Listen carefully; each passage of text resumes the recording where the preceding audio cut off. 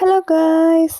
അപ്പം വിശന്നപ്പോൾ ഒന്ന് അടുക്കളയിൽ പോയി നോക്കിയപ്പം മുട്ടയും ബ്രെഡും ഇരിക്കുന്നുണ്ട്. എന്നാൽ പിന്നെ ഒരു സിമ്പിൾ ആയിട്ടുള്ളൊരു ഫുഡ് ഉണ്ടാക്കാൻ എഴുതി മനസ്സിലായി കാണുമല്ലോ. അതെ, ബ്രെഡ് ഓംലെറ്റ് ആണ് ഉണ്ടാക്കാൻ പോകുന്നത്.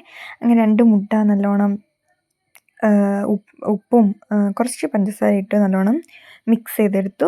അത് കഴിഞ്ഞിട്ട് ബ്രെഡിൻ്റെ 4 സൈഡും മുറിച്ച് മാറ്റിയിട്ട് കുറച്ച് ബ്രെഡ് എടുത്തു. കുറച്ച് ബ്രെഡേ ഉണ്ടായിരുന്നുള്ളൂ, അതെടുത്തു. അത് കഴിഞ്ഞ് ഒരു പാനിലേക്ക് കുറച്ച് ഗീ ഒഴിച്ച് കൊടുത്തിട്ട് കുറച്ച് നല്ലോണം ചൂടാവുന്ന സമയം വരെ വെച്ചിട്ട് ഈ ബ്രെഡ് മുട്ടയിലോട്ട് നല്ലോണം ഡിപ്പ് ചെയ്യണം.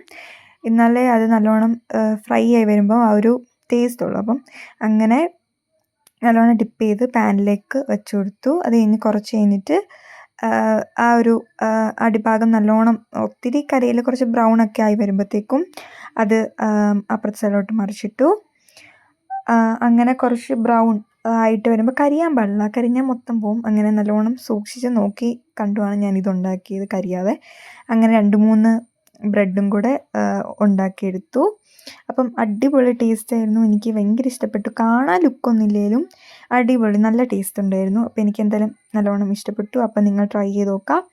അപ്പോൾ ഓക്കെ, ബൈ.